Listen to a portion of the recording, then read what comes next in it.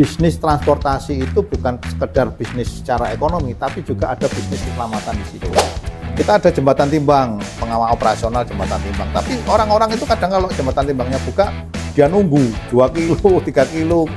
Oh, ada biar tidak masuk. Biar nggak masuk, nunggu dulu petugasnya nggak jaga.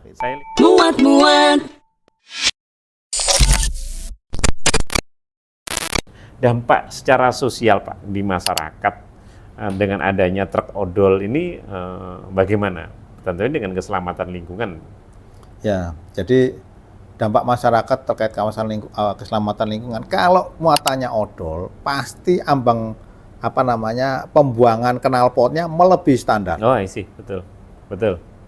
Itu dampaknya pasti ketika ngegas, dampaknya itu lebih banyak gas yang dikeluarkan.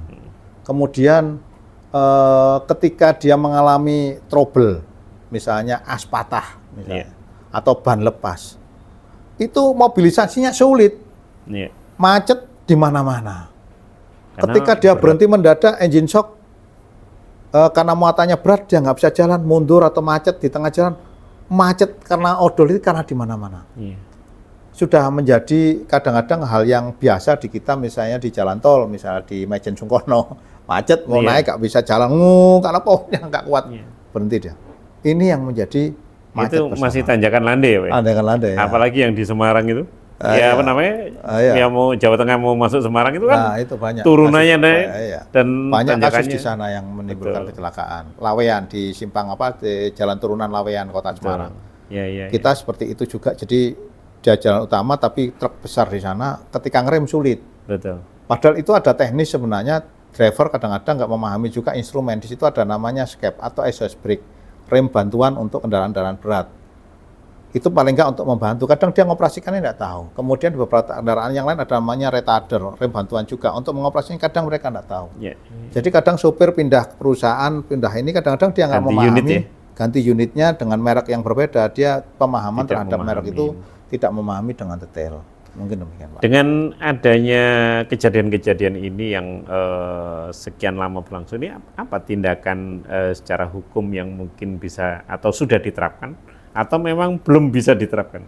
Kalau secara hukum ketika kita melakukan inspeksi keselamatan atau rem cek, ya kita temukan itu kelebihan muatan berdasarkan DO dan muatan timbangan kita kelebihan muatan, kita biasanya langsung tilang. Satu. Kemudian kedua, kalau ukuran baknya melebihi kita beri tanda untuk segera dipotong. Kemudian yang over dimensi ya? Yang over dimensi kita potong. Kita potong ya? Ya, kita tandai untuk dipotong ketika berikutnya. Nah, di samping itu kita juga melakukan langkah-langkah sosialisasi kepada mereka, karena nggak ada artinya kita melakukan penindakan kalau tidak didasari keikhlasan mereka untuk mengutamakan keselamatan.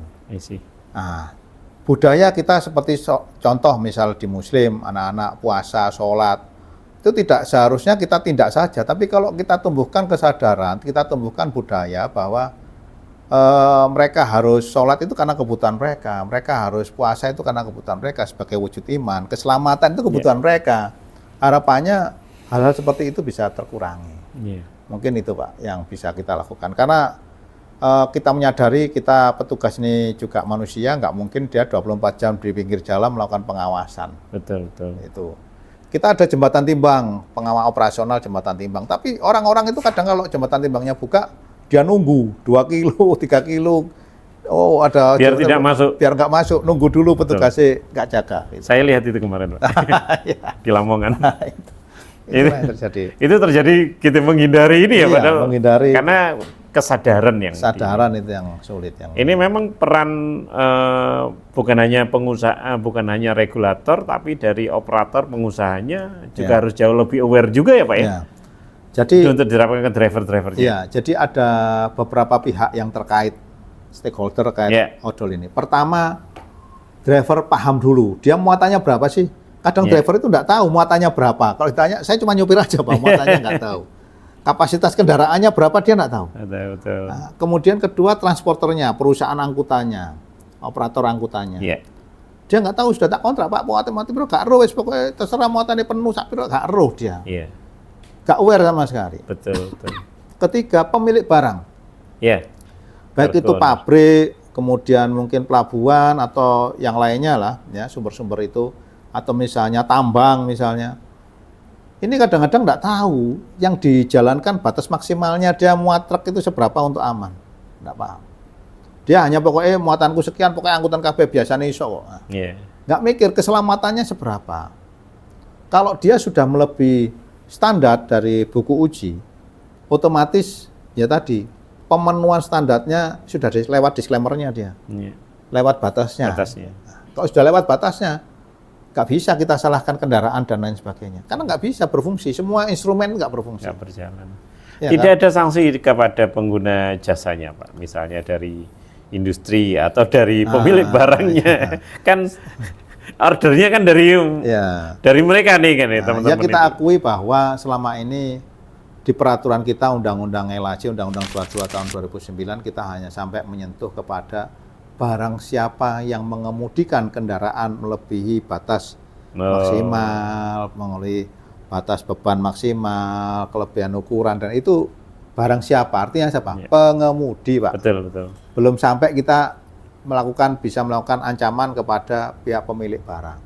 Yeah. Nah, tapi ada beberapa hal yang kita sampaikan, kita coba kaitkan dengan undang-undang pidana terkait turut serta berbuat kejahatan, tapi itu agak sulit pembuktiannya. Kan kamu bisa nolak kalau misalnya ini. Iya. Ya kan? Betul. Memang dia nyuruh muat, tapi kan bisa nolak.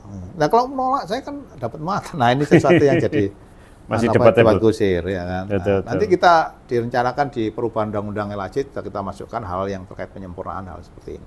Betul. Jadi sekarang kan masih belum belum terlaksana dalam penegakan. Jadi betul tadi. Kalau dianukan barang siapa ya pengemudi tok, Pak.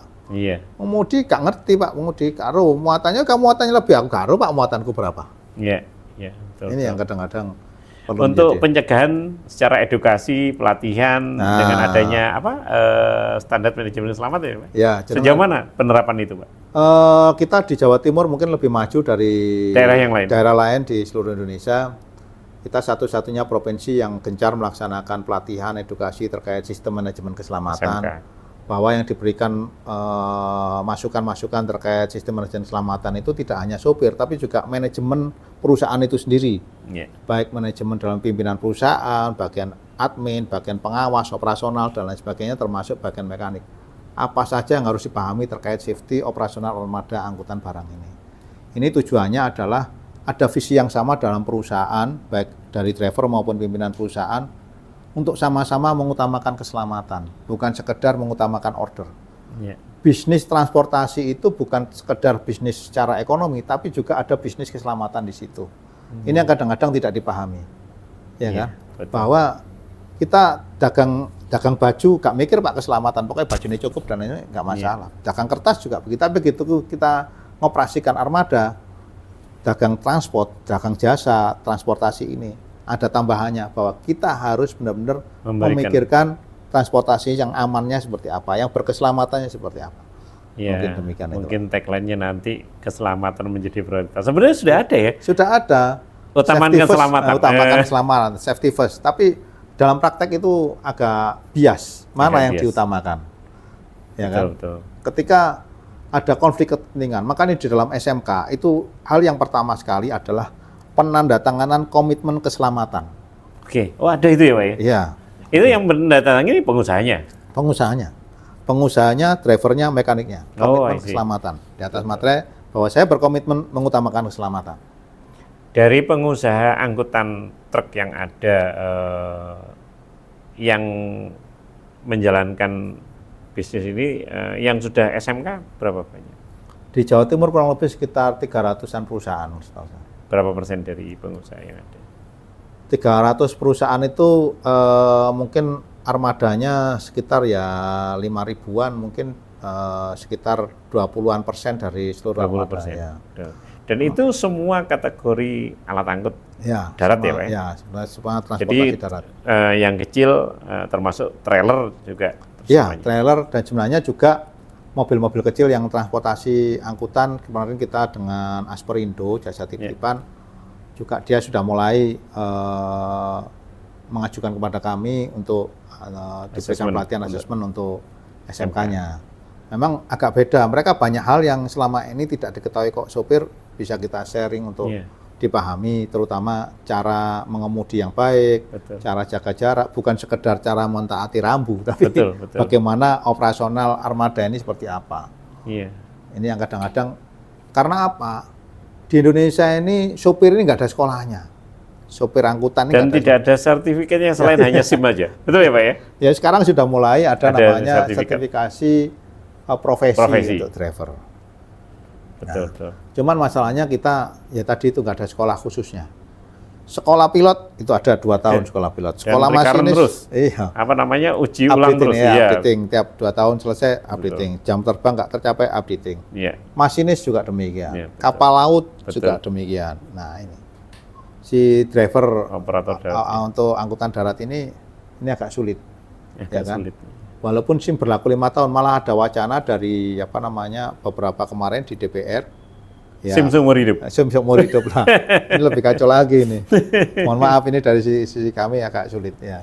Iya. Gitu Pak. Jadi memang banyak hal yang perlu diperhatikan terkait sama odol ini. Itu memang terkaitnya sama alat angkutnya, kemudian operatornya, pengguna jasanya, dan support regulator. Pemilik barangnya juga. Pemilik barangnya. Ini teman-teman di muat-muat.com ini memang menarik bicara tentang odol. Dan odol ini memang harus terus bukan dihilangkan, tapi ditertibkan sesuai dengan ketentuan yang ada. Tujuannya adalah optimalisasi dari semua sisi, baik itu dari sarana pengangkut, bisnis angkutan, dan keselamatan yang lainnya. Terima kasih Pak Arjani, waktunya yang luar biasa. Kita akan ketemu di lain waktu. Dan teman-teman semuanya, tetap kita optimalkan, kita maksimalkan, kita solusikan tentang bagaimana kita cara muat di media muat-muat ini. Terima kasih atas perhatiannya dan kita ketemu di lain waktu. Saya Iko Sukma di host hari ini. Terima kasih. Assalamualaikum warahmatullahi wabarakatuh. Selamat sore. Salam muat-muat. Muat-muat.